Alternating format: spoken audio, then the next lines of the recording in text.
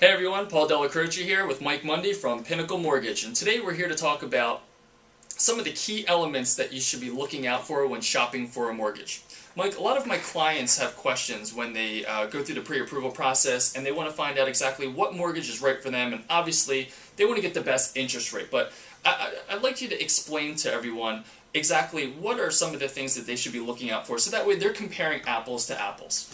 Well, that's a great point, Paul, because the first thing, and sometimes the only thing people ask me about is the interest rate. Of course, okay? That's the most important thing. But before you get there, here are some other things you need to look out for. Number one is going to be the type of program, meaning is it a fixed rate? Is it an adjustable rate? Is it an interest-only mortgage? Okay? You want to choose the right program for you. Okay?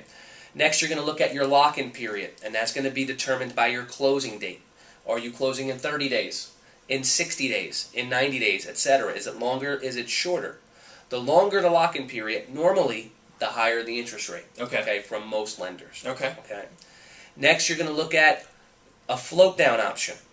Does your lender offer a float-down option? Meaning this, let's say you lock in at a rate of 5%, and prior to closing, rates go to 4.5%. Okay. Are you entitled to the lower rate? If so, is there a cost? Sure.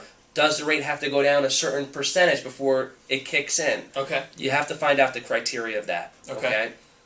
Also, you have to look then at the fees. So, yes, someone's going to quote you a rate, but what fees are associated with that rate? Origination fees, That's commitment correct. fees, stuff Application fees, appraisal fees, discount fees, origination fees, which you touched upon. Okay. There can be a variety of things. Okay. Once you have all of those from the lender you're talking to, or lenders you're talking to, you then can compare apples to apples. Okay, sounds good. So just to recap, so try and compare the rates to each other, the lock-in period, how long they'll lock in that rate, and also if you're entitled to a free float down. Correct. If the rate decides to drop while you're under contract and while you're locked in.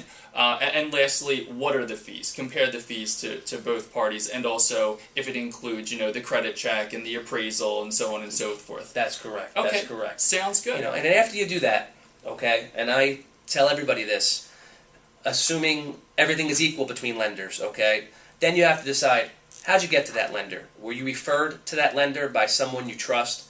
Is that lender credible? Did it have experience in the area in which you're buying? Okay, do they lend in that area? Are they dependable? Sure. Okay, are they going to deliver the interest rate and the product that they offer to you? Right. Because at the end of the day, if they don't deliver it, you're not getting it. So you have to make sure you work with someone that's going to deliver the product to you. Great. Excellent information. If you guys have any questions about that, feel free to give myself or Mike Mundy a call.